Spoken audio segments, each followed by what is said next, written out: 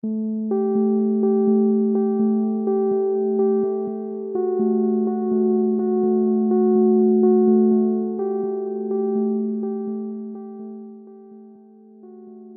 are approximately 4,500 asylum seekers and an even higher number of refugees living in Glasgow. The people that come to the UK looking for protection under the Refugee Convention are asylum seekers.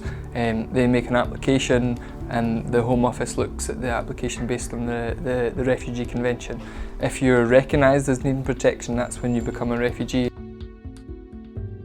Human rights are for everyone. This includes both those who are born in a place and those who've just arrived. A human rights-based approach means looking at policies and practices through a human rights lens.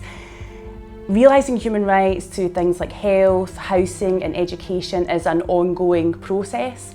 And when we take a human rights-based approach, we can think about redesigning and evaluating policies and practices in those areas from a human rights perspective.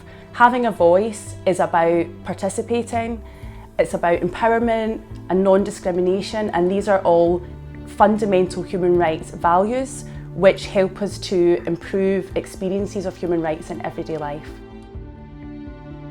Many asylum seekers and refugees suffer both from mental health problems due to trauma experienced before coming to Scotland, as well as experienced while here.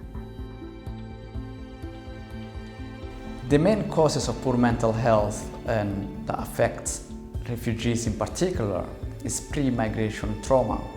This is usually caused by human rights abuses, dislocation from home and culture, and also the fact that they're running from wars. When they arrive in Scotland, asylum seekers face lots of worries and uncertainty. A lot of asylum seekers have gone through a lot of trauma in their lives. A lot have left their families, their children. This group face similar mental health experiences, just like the general population, such as poverty, isolation, and also addictions.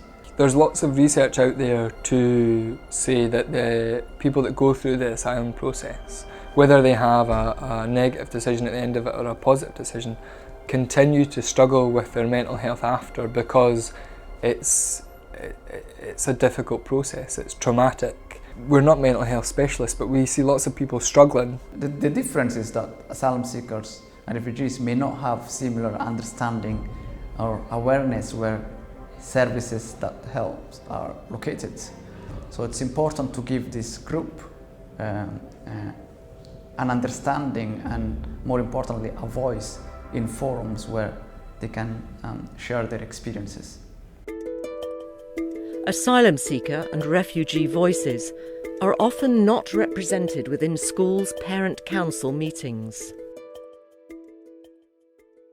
The views that are dealt with the parent council are things that affect the whole body, the whole student body. So, for instance, buildings, refurbishment, what's taught in classes, attainment levels, fundraising, things that affect the whole student body or a large proportion of the student body is what a parent council deals with.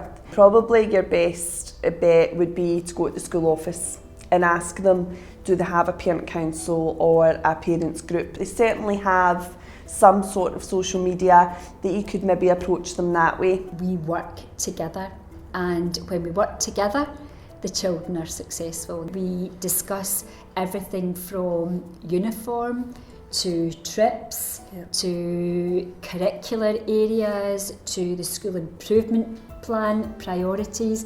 It's parent friendly. There may be some terms that will pop up, but we try to kind of stay away from any jargon. If you have enough parents coming together, and certainly if you contact like your local counsellor and get them involved, then you can really make a difference in some of the decisions, not even at school level, at local authority level. I would say probably the main barrier would be language. We can always get an interpreter in. What we have tried to do over the years is to be flexible with our times. Often, asylum seekers and refugees are not aware of their rights and entitlements to healthcare. This can be a barrier to accessing services.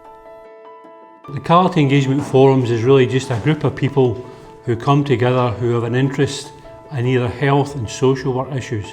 You might have somebody that's coming for the community councils, somebody coming for integrated joint boards or drugs and alcohol.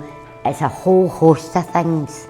Main aim is to provide people with information that they themselves can look into something with the doctors, with the physios, whatever else it is. The key barriers are really, for some people it's work time. So we try and hold some of our meetings in the evening. The other barrier is the transport. The buses don't run after 7 o'clock in many areas. We'll provide taxis for people, pick them up at their houses and bring them in. A wee cup of tea and a blether and a wee sandwich. Problems with accessing suitable housing can have a significant impact on the mental health and well-being of asylum seekers and refugees.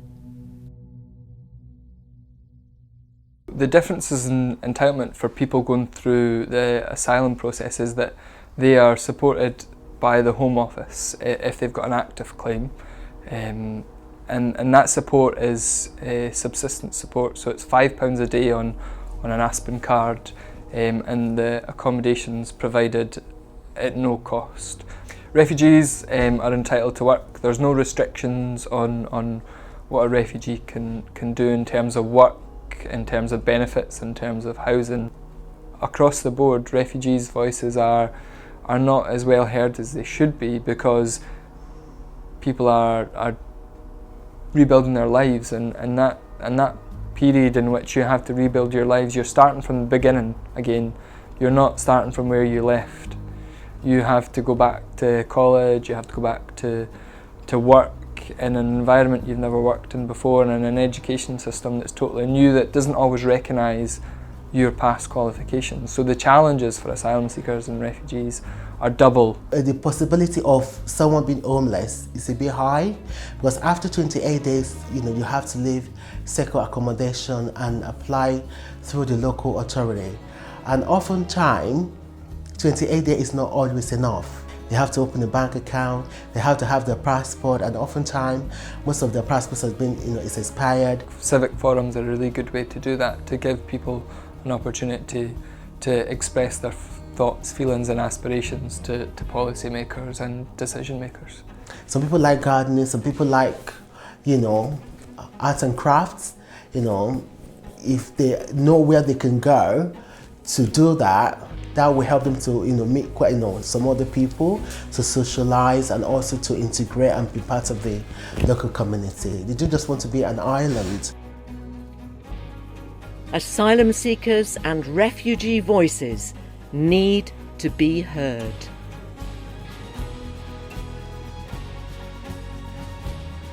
The new Scots strategy adopts a human rights-based approach. It recognises the whole person and the impact interdependent factors can have on how a person feels, their health and well-being, and their opportunity to participate in society and to pursue their ambitions.